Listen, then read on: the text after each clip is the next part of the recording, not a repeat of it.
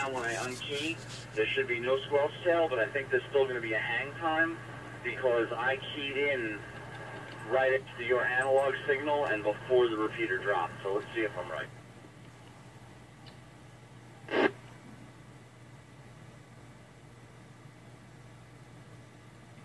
Yep, it hung on for about 2.5 seconds.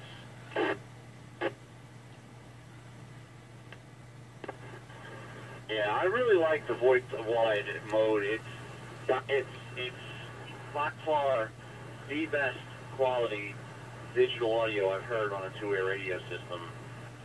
I mean, DMR, P25, D-Star, those are the ones I've had the most experience with. And I think this is, you know, but you think about it, it's using the full 12.5 kilohertz for audio and nothing but audio, no data, no error correction. So, you know, when you switch to DN, you can tell it's digital, but it still doesn't really sound bad at all. It's still sounding pretty good, I think. If you listen to Cameron or Wayne, KF4ABJ, they have the 3200, which is a monoband 2-meter only radio, and it only does narrow mode. It doesn't do the wide mode. So they're always in narrow, and they still sound really good when they're in digital. Are the broadcast power is about what you'd expect for UHF, VHF portable, 5 out, or 4 out, 5 out on VHF, 4 out on UHF?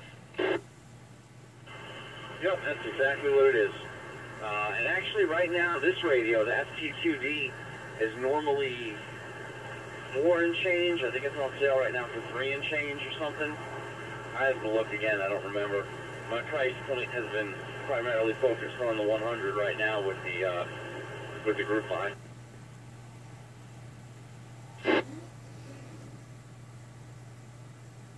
Yaesu, you still with us?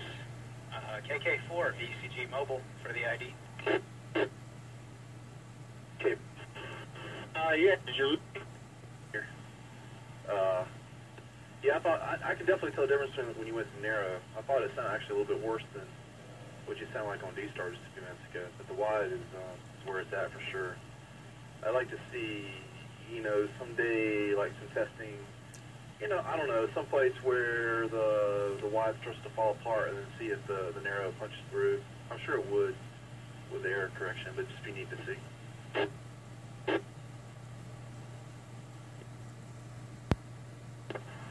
Yeah, it definitely should, because the error correction over on BN is supposed to be, well, far better than the error correction on D-Star, which is like virtually none, and DMR's got some pretty decent error correction, but this is supposed to have the best error correction of all three.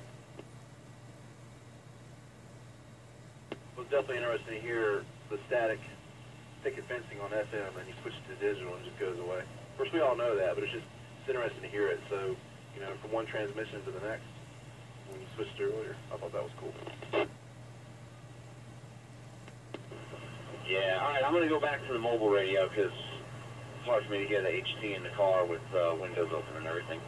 KTCPR. Going back to D-Star. Say again.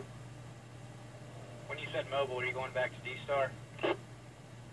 It don't matter. We can go over there or stay here. I just wanted to pick up the mobile radio so I could hear the speaker.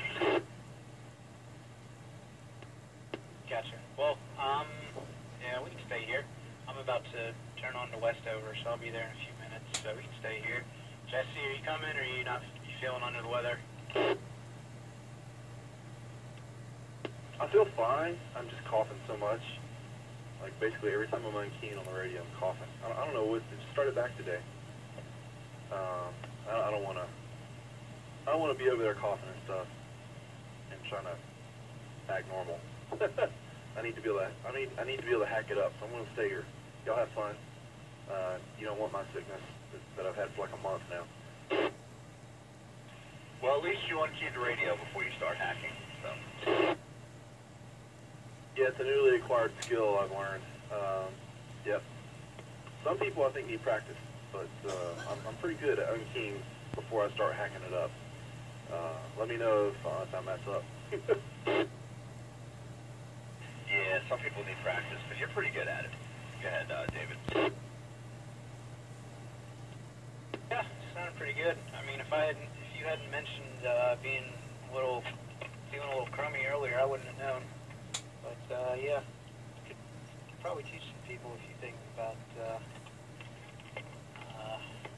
non-phlegmy QSOs. But I am here at the good old Potbellies, so Patrick or anyone else on the air listening, I'll see you in a few minutes. 73L KK4 ECG.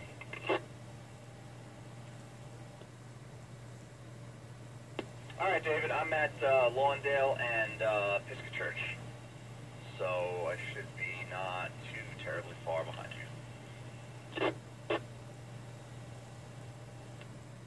How much power are you putting out, Patrick? And we'll see you later, David. 7-3, K4AX. How much power are you putting out, Patrick? 5 watts with an ERP of probably a little bit less than that on this loaded quarter wave. Just barely hear you on the input with the HT sitting on the back porch. Nice. You hear me better now. I just came up top of a hill. Yeah, it doesn't do too bad, this little antenna. I've had a lot of luck with it, and I don't even switch it out anymore to a high gain. I used to when I would go on road trips and stuff, but the difference is so negligible that I don't even bother.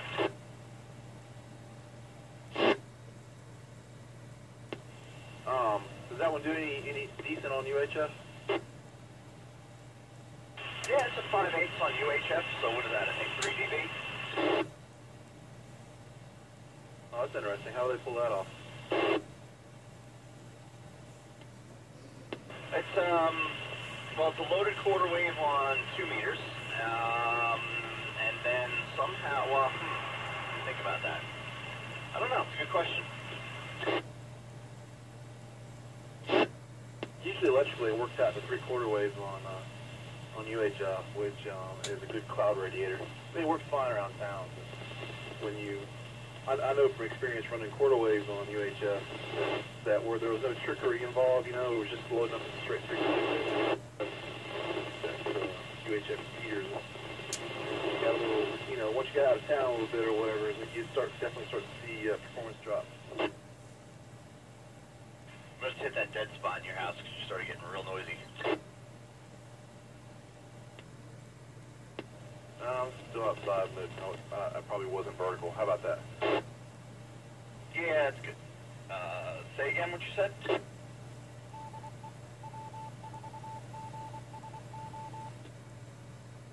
Just saying that, you know, on UHF, I'm sorry, 2 meter, 19-inch whips usually load out to be 3/4 wave on UHF, and when you're, you know, running a UHF on something like that, once you start getting a little bit of distance to a repeater, they don't perform because they're just lighting up the clouds instead of the horizon.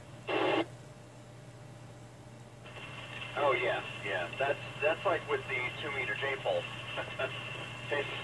I remember actually Todd was at a ham fest, and some reason I met him and Chris at Chris's house. And Todd was talking about how, you know, yeah, I had a 2 meter J-pole, but picked up a dual band J-pole at the ham fest. And me and Chris looked at it, and we're like, nah, it's still just a 2 meter J-pole. It's just packaged in a packaging that says dual band. So we had to explain to him how, yeah, it's a 3/4 wave and it will resonate. It definitely did not have the little matching stub in there to make it an efficient 440 J-pole. And so essentially he had just bought himself another 2 meter J-pole that was packaged and advertised as a UHF, as a dual band.